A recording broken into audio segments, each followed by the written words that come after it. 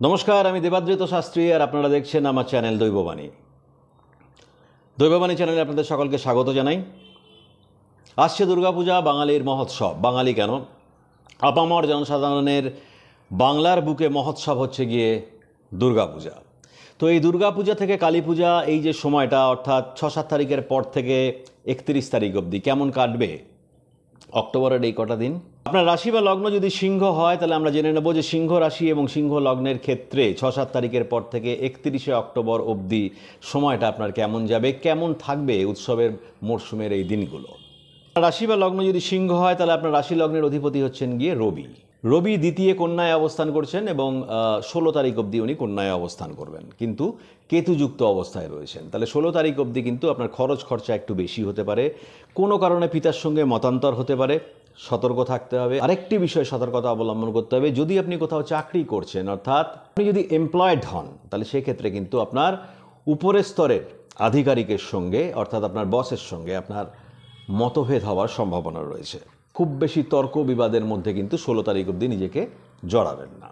আর্থিক আমদানি হবে, কিন্তু খরচ যথেষ্ট হারে হবে। অবশ্য হ্যাঁ, পুজো আসছে, পুজোর সময় তো খরচ খরচা হবেই, বছরে একবারই পুজো হয় দুর্গা পূজা, তাই না? তো খরচ খরচা হবে, সেটার জন্য মানসিক প্রস্তুতি নিয়ে রাখুন। 16 তারিখের পরে রবির অবস্থান হচ্ছে গিয়ে তৃতীয়। আপনার অন্তরের ভেতরকার কারেজ এবং কনফিডেন্স বাড়বে তৃতীয় রবি। কিন্তু যদিও রবির অবস্থান তুলায় খুব ভালো সেটা নয়, দুর্বল, কিন্তু তা হলো তৃতীয় রবি, গোচরে তৃতীয় রবি কিন্তু আপনার কারেজ কনফিডেন্স বাড়াবে। আপনার সঙ্গে আপনার পিতার সম্পর্কের উন্নতি, আপনার সঙ্গে কর্মস্থলে আপনার বস বা আধিকারিকের সঙ্গে সম্পর্কের উন্নতি, কর্মস্থলে কোনো অ্যাচিভমেন্ট, এগুলো হওয়ার সম্ভাবনা কিন্তু 16 তারিখের পরে প্রবল রয়েছে। আপনার দ্বিতীয় এবং একাদশ ঘরের অধিপতি হচ্ছেন গিয়ে বুধ এবং তিনি তুলায় অবস্থান করবেন 10 তারিখের পর থেকে, অর্থাৎ 6-7 তারিখের পরে প্রথম 2-3 দিন দ্বিতীয় এবং একাদশ ঘরের অধিপতি দ্বিতীয় থাকবেন, অতঃপর উনি তৃতীয় যাচ্ছেন। তাহলে প্রথম কয়েকদিনের মধ্যে কিছু আর্থিক লাভ হতে পারে, অর্থাৎ প্রথম 2-3 দিন 6-7-8 তারিখ এই সময় আপনি কিছু হট করে কিছু অর্থ কোথা থেকে আমদানি হলেও হতে পারে। আর সেটা হচ্ছে গিয়ে দ্বিতীয় পতির তৃতীয় অবস্থান বা একাদশ পতির তৃতীয় অবস্থান, অর্থজনিত কোনো যোগাযোগ হয়ে যাওয়া বা শেয়ার মার্কেট থেকে হট করে কিছু টাকা পেয়ে যাওয়া, এই জাতীয় জিনিস কিন্তু নির্দেশ করছে, সেটা কিন্তু হবার সম্ভাবনা রয়েছে। তৃতীয় বুধের কারণে আপনি প্রত্যুৎপন্ন মতিত্ব, অর্থাৎ যেখানে যেরকম বুদ্ধি উপস্থাপনা প্রয়োজন, অর্থাৎ যেখানে উপস্থিত বুদ্ধি যেভাবে দেখানোর প্রয়োজন সেটা আপনি দেখিয়ে উঠতে পারবেন।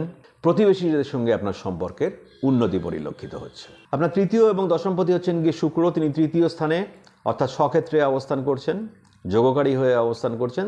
12 তারিখ অবধি আপনার অর্থ আমদানির রাস্তাটা কিন্তু খোলা থাকছে। আপনারা যারা বিবাহিত তারা স্বামী স্ত্রীর মধ্যে সুসম্পর্ক বজায় থাকবে, এটাই নির্দেশিত হচ্ছে। 12 তারিখের পরে আপনার তৃতীয় এবং দশম ঘরের অধিপতির অবস্থান হবে আপনার চতুর্থে। যদি কোনো গাড়ি কেনার পরিকল্পনা থেকে থাকে বা গাড়িজনিত 2 চাকা হোক 4 চাকা হোক সেরকম কোনো পরিকল্পনা থেকে থাকে, লং টার্ম পরিকল্পনা, তাহলে সেটা 12 তারিখের পরে বাস্তবায়িত করাটাই ভালো হবে। পারিবারিক সুখ বৃদ্ধি হবে, শান্তি এবং সচ্ছলতা 12 তারিখের পরে বজায় থাকবে।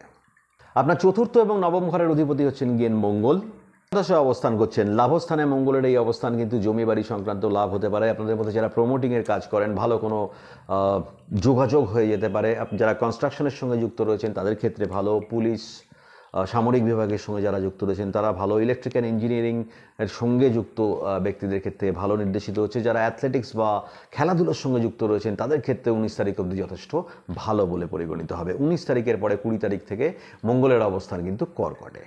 রাশি লগ্ন থেকে দেখতে গেলে দ্বাদশ ঘরে, এইখানে কিন্তু আপনাকে ঋণ নিতে হতে পারে। যদি আপনি ঋণ নেন তাহলে কিন্তু আপনাকে ভেবে চিন্তে ঋণ নিতে হবে। এই সময় কিন্তু আপনার ব্যয়াধিক্য, অতিরিক্ত ব্যয়াধিক্য দেখতে পাওয়া যাচ্ছে। শরীর সম্বন্ধে সচেতনতা অবলম্বন করে চলতে হবে। যারা গাড়ি চালাচ্ছেন বিশেষ সতর্কতা 20 তারিখের পরে অবলম্বন করবেন, কারণ দেখুন দ্বাদশ ঘরটা হচ্ছে কিন্তু ব্যয়ের ঘর, দ্বাদশ ঘর হচ্ছে অপচয়ের ঘর। দ্বাদশ ঘর is known as house of loss. দ্বাদশ ঘর থেকে আমরা ঋণ শোধ বুঝি, দ্বাদশ ঘর থেকে আমরা হসপিটালাইজেশন বুঝি, দ্বাদশ ঘর থেকে আমরা শাস্তি বুঝি, পানিশমেন্ট বুঝি।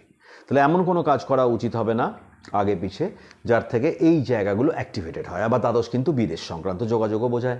তো যারা বিদেশ সম্বন্ধে আগ্রহী তাদের ক্ষেত্রে ভালো হলেও হতে পারে। দ্বাদশ ঘর স্পিরিচুয়ালিটি বোঝায়, আধ্যাত্মবাদ বোঝায়। তো যারা আধ্যাত্মবাদ বিষয়ে আগ্রহী হবেন, আধ্যাত্ম নিয়ে পড়াশোনা করতে চাইবেন, স্পিরিচুয়ালিটি, সাবকনসিয়াস মাইন্ড, এই সমস্ত সংক্রান্ত গবেষণা পড়াশোনা যারা করবেন তাদের ক্ষেত্রে ভালো বলে পরিগণিত হবে। বাট ওভারঅল দ্বাদশে মঙ্গল কিন্তু প্রথম কথা খরচ বাড়াবে, অপব্যয় কিছু হতে পারে, হট করে শারীরিক কারণে কিছু ব্যয় হয়ে যাওয়া, হট করে কিছু পেনাল্টি দিতে হলো সেখানে কিছু ব্যয় হওয়া, এবং মঙ্গল যেহেতু দুর্ঘটনার কারক, অতএব দুর্ঘটনা সংক্রান্ত যাবতীয় সতর্কতা কিন্তু অবলম্বন করে চলতে হবে 20 তারিখের পর থেকে।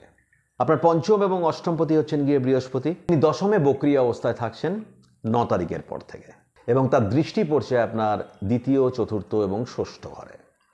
যে কোনো বক্রী গ্রহ আপনাকে একবার পিছনে ঘুরে তাকাবার মৌকা বা অপরচুনিটি দেয়। বক্রী গ্রহ হচ্ছে, গ্রহের যখন বক্রী অবস্থা থাকে তাহলে ঠিক তার আগে যখন গ্রহটা স্বাভাবিক অবস্থায় ছিল তখন সেই গ্রহ সংক্রান্ত যে যে দায়িত্ব আপনার পালন করা উচিত ছিল সেখানে কোনো খামতি বা গাফিলতি হয়ে গেছে কিনা, এবং সেই গাফিলতিটাকে মেকআপ করে নেওয়ার জন্যই কিন্তু গ্রহ নিজের গতি কমায়, অর্থাৎ বক্র গতিতে আসে বা বক্রী হয়। যেহেতু আপনার দশম ঘরে বক্রী হচ্ছে এবং 2, 4, 6 দ্বিতীয়, চতুর্থ এবং ষষ্ঠভাবে দৃষ্টি দিচ্ছে, তাহলে এই দ্বিতীয়, চতুর্থ, ষষ্ঠ এবং দশম এই সব ভাবের যে কারকত্ব, সেখানে কোথাও কোনো গাফিলতি অদূর অতীতে হয়েছে কিনা সেটা দেখে নেবেন। সেটা যদি আপনি মেকআপ করেন আপনি বৃহস্পতি সংক্রান্ত সুফল পাবেন। সুফল কি পাবেন পরে আসছি, আগে বুঝতে হবে 2, 4, 6, 10 এই 4টি ভাবে ঠিক কি কি বোঝাতে চাইছে। দ্বিতীয় হচ্ছে গিয়ে আপনার সঞ্চয় বা সঞ্চয়ের পরিকল্পনা, দ্বিতীয় থেকে আপনার বাক্য, দ্বিতীয় হচ্ছে আপনার আত্মীয়। এই জায়গায় আপনার কোনো গাফিলতি হচ্ছে কিনা, বা কোনো প্ল্যানিং বা পরিকল্পনা যেটা আপনি ইমপ্লিমেন্ট করে উঠতে পারেননি, আপনার করা উচিত ছিল আপনি করতে পারেননি, আর কোনো গাফিলতি হয়ে গেছে, মিটিয়ে নিন, করে ফেলুন। আত্মীয়দের সঙ্গে সুসম্পর্ক বজায় রাখুন। চতুর্থ হচ্ছে আপনার বাড়ি, আপনার মাতা, আপনার গৃহ এবং বাহন। এখানে কোনো পেন্ডিং কাজ পড়ে রয়েছে কি? আপনার গৃহ সংক্রান্ত, বাহন সংক্রান্ত, মাতা সংক্রান্ত, পারিবারিক সুখ সংক্রান্ত যদি কোনো কিছু পেন্ডিং হয়ে থাকে বা যদি কোনো গাফিলতি হয়ে গিয়ে থাকে সেটাকে অবশ্যই পূরণ করে ফেলুন। ষষ্ঠ ঘর হচ্ছে কম্পিটিশন, আপনার ডেইলি প্র্যাকটিস, আপনার নিত্যদিনকার অভ্যাস। ষষ্ঠ ঘর হচ্ছে গিয়ে ঋণ, ষষ্ঠ থেকে মাতুল বা মামা বাড়ি। এই জায়গায় আপনার কোনো গাফিলতি, কোনো দায়িত্ব যেটা আপনি পালন করতে চান বা আপনার পালন করা উচিত আপনি করে ওঠেননি। আপনার ডেইলি প্র্যাকটিস কি ভালো, আপনি বারবার ঠিক করছেন আপনি জিমে যাবেন, আপনি এক্সারসাইজ করবেন, আপনি মেডিটেশন করবেন, আপনি প্রাণায়াম করবেন, ভালো কোনো অভ্যাসের সঙ্গে নিজেকে যুক্ত করবেন, হয়ে উঠছে না। দিনের পর দিন প্ল্যানিংই হচ্ছে, পরিকল্পনাই হচ্ছে, পরিকল্পনার রূপায়ণ আর হচ্ছে না। ডু ইট নাও। এইটা হচ্ছে গিয়ে আদর্শ সময় যখন আপনি এই পরিকল্পনার বাস্তব রূপায়ণগুলো করতে পারেন। দশম হচ্ছে আপনার কর্ম সংক্রান্ত পেন্ডিং কাজ, যাবতীয় পেন্ডিং কাজ প্লিজ এই উৎসবের মরশুমের আগে সেরে ফেলুন। আপনি বৃহস্পতি সংক্রান্ত সুফল, যে যে ভাবগুলো বললাম, আপনার কর্ম বলুন, আপনার ষষ্ঠ ঘর প্রতিযোগিতা, তাহলে আপনার প্রতিযোগিতা বলুন, কম্পিটিশনের সাকসেস বলুন, ঋণ পেয়ে যাওয়া বলুন, পারিবারিক সুখ লাভ বলুন, যানবাহন সংক্রান্ত কোনো ভালো খবর বলুন, মাতা সংক্রান্ত সুসংবাদ, দ্বিতীয় অর্থাৎ আপনার আয় সংক্রান্ত, সঞ্চয় সংক্রান্ত কোনো ভালো খবর আপনি অবশ্যই পাবেন। গ্রহ সম্বন্ধে সচেতনতা অবলম্বন করতে হবে। আপনার ষষ্ঠ ঘরের অধিপতি, ষষ্ঠ এবং সপ্তম ঘরের অধিপতি হচ্ছেন গিয়ে শনি। বর্তমানে বক্রী রয়েছেন আপনার নবমে কুম্ভে। আপনার ষষ্ঠ এবং সপ্তম ঘরের অধিপতি হচ্ছেন গিয়ে শনি। এই শনি বর্তমানে সপ্তম ঘরে বক্রী অবস্থায় রয়েছেন। যেটা আগে বললাম যে বক্রী গ্রহ সংক্রান্ত দায়িত্ব পালন করতে হবে। প্রথমে বুঝতে হবে যে বক্রী শনি, এই শনি গ্রহটা দায়িত্ব আপনি কোথায় ঠিক পালন করবেন। শনি আপনার অধীনস্থ কর্মচারীকে বোঝায়, বা আপনার বাড়িতে যিনি কাজ করছেন, যিনি মেড বা সার্ভেন্ট, তাকে বোঝায়। শনি বোঝায় আন্ডার প্রিভিলেজড লোকজনকে, গরিব মানুষজন, ভিখারি, যারা ঠিকমতো খেতে পড়তে পান না, যাদের বেসিক নিড রয়েছে, অনাথ, প্রতিবন্ধী, বয়স্ক মানুষজন শনি নির্দেশ করে। অকাতরে এদের প্রতি নিজের দায়িত্ব যথাযোগ্য এবং যথাসাধ্য পালন করুন, শনি সংক্রান্ত সুফল পাবেন।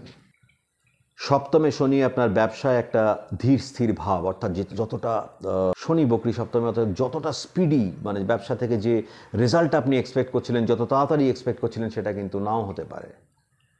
স্বামী স্ত্রীর মধ্যে সম্পর্কে একটা দূরত্ব, যেটা আদপেই হওয়ার কোনো মানে নেই বা কোনো এক্স্যাক্ট কারণ ঠিক জানা নেই বা বুঝতে পারছেন না, সেরকমও হওয়ার কিন্তু সম্ভাবনা আছে। ব্যবসার যে রিটার্নটা হওয়া উচিত সেটা না হওয়া, এবং সব জিনিস একটু ডিলেড হয়ে যাওয়া। ব্যবসা সংক্রান্ত, পার্টনার সংক্রান্ত, লাইফ পার্টনার সংক্রান্ত জিনিসগুলো একটু ডিলেড হয়ে যাওয়া। নতুন ব্যবসা খুলতে যাচ্ছেন, সেই ব্যবসাটা হয়ে উঠছে না, এরকম হওয়ার সম্ভাবনা রয়েছে। শনি সংক্রান্ত দায়িত্ব যেগুলি বললাম, পালন করুন, শনি সংক্রান্ত সুফল পাবেন। দেখুন, এই বকরি শনি দৃষ্টি দিয়ে রেখেছেন আপনার নবম, প্রথম ঘর এবং চতুর্থ ঘরে, কারণ শনির দৃষ্টি হচ্ছে গিয়ে তৃতীয়, সপ্তম এবং দশমে। তাহলে সপ্তম ঘর অর্থাৎ আপনার স্ত্রী বা স্বামী, অর্থাৎ আপনার লাইফ পার্টনার, আপনার ব্যবসা, আপনার ব্যবসায়িক পার্টনার, এই জায়গায় কোনো যদি পেন্ডিং কর্ম থেকে থাকে সেটাকে সেরে ফেলুন। নবম ঘর অর্থাৎ আপনার ভাগ্য, ধর্ম, তীর্থ, গুরু, আপনার পিতা, এখানে কোনো পেন্ডিং কর্ম, কোনো কিছু আপনি কমিটমেন্ট করেছিলেন বা কোনো দায়িত্ব আপনার পালন করা উচিত ছিল, সেরকম দায়িত্ব আপনি পালন করে উঠতে পারেন, প্লিজ করে ফেলুন এই সময়ের মধ্যে।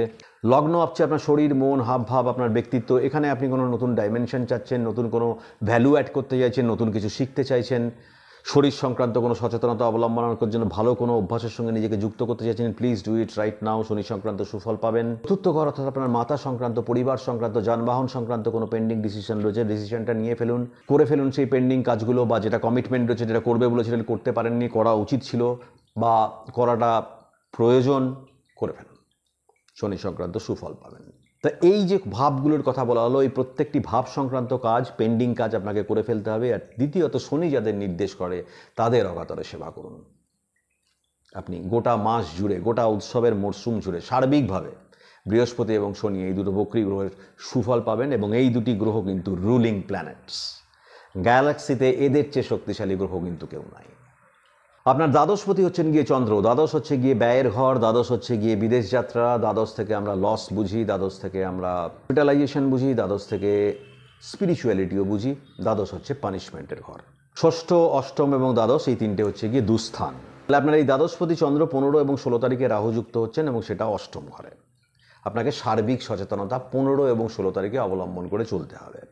আপনি এমন কোনো কাজ করবেন না যাতে আপনার অবমাননা হতে পারে। আপনি আপনার গুপ্ত জিনিসপত্র বা যে জিনিসগুলো আপনি গুপ্ত রাখতে চাইছেন, বা জরুরি ডকুমেন্টস বা নথিপত্র, যেমন ধরুন ব্যাংকের ডকুমেন্টস, অফিসের ডকুমেন্টস, আপনার ইউনিভার্সিটির ডকুমেন্ট, মার্কশিট, রেজাল্ট কার্ড, এইগুলো প্রথম কথা গুপ্ত, এবং দ্বিতীয় কথা যত্নে রাখতে চাইছেন, যেগুলো আপনি চান না হারিয়ে যাক। এই জিনিসগুলো সম্বন্ধে কিন্তু আপনাকে সচেতনতা অবলম্বন করতে হবে। সমস্ত জরুরি নথিপত্র গুছিয়ে রাখুন, গুপ্ত জিনিসকে গুপ্ত রাখুন। এই দ্বাদশপতি চন্দ্র যখন আপনার অষ্টমে থাকছে, সেই সময় কিন্তু আপনার শরীর খারাপ হতে পারে। আপনার শারীরিক এবং মানসিক স্বাস্থ্য বিষয়ে যত রকম সচেতনতা অবলম্বন করা উচিত সমস্ত কিছু অবলম্বন করবেন। মাতার শরীর স্বাস্থ্য সম্বন্ধে কিন্তু সচেতন থাকবেন। আরেকটা সময় 28 থেকে 30 তারিখ, এই সময়টায় চন্দ্র কেতুযুক্ত হবেন এবং আপনার রাশির লগ্নে দ্বিতীয়। আত্মীয়দের সঙ্গে সুসম্পর্ক বজায় রাখার জন্য সচেষ্ট থাকবেন। আপনার বাক্যদোষে যাতে কোনো ক্ষতি না হয় সে বিষয়ে দেখতে হবে। বড় কোনো সঞ্চয়ের পরিকল্পনা এই 28 থেকে 30 এই সময়ের মধ্যে করবেন না। কোনো লোভজনক প্রস্তাবে, কোনো স্কিম বা ডিল, এসবের মধ্যে একদম ঢুকবেন না। এই সময়ও কিন্তু আপনি আয় ব্যয়ের সমতা রক্ষায় খানিকটা হিক্কাপ, খানিকটা কষ্ট আপনার হতে পারে। রাহু অষ্টম এবং কেতু দ্বিতীয় রয়েছে। পরিষ্কার পরিচ্ছন্ন মানসিকতা বজায় রাখুন। বৃহস্পতি এবং শনির জন্য যে দায়িত্বগুলো পালন করতে বলা হলো সেই দায়িত্বগুলো পালন করুন। দ্বিতীয় কেতু, ভগবান ধর্মের নামগান খানিক করুন। অবশ্যই দুর্গাপূজা সহ উৎসবের এই মরশুম, অর্থাৎ দুর্গাপূজা থেকে কালী পুজো, আপনাদের মধ্যে যাদের রাশি সিংহ বা যাদের লগ্ন সিংহ, আপনাদের সময় খুব ভালো যাবে। মহামায়ার কাছে, মা দুর্গার কাছে প্রার্থনা রইল সর্বত সত্যের জয় হোক, নির্মমতা দূর হোক, নিষ্ঠুরতার অবসান হোক, মহামায়ার আগমনের সঙ্গে সঙ্গে সত্যের প্রতিষ্ঠা হোক, এবং উৎসবের এই মরশুম দুর্গাপূজা থেকে শুরু করে দীপাবলি অবধি আপনাদের জীবন আলোয়, সুসংবাদে, সুস্থতায়, আরোগ্যে এবং শান্তিতে ভরে উঠুক, এই প্রার্থনা করে আজকের এই কন্টেন্ট শেষ করলাম। ভালো থাকুন, সুস্থ থাকুন, আনন্দে থাকুন। নমস্কার।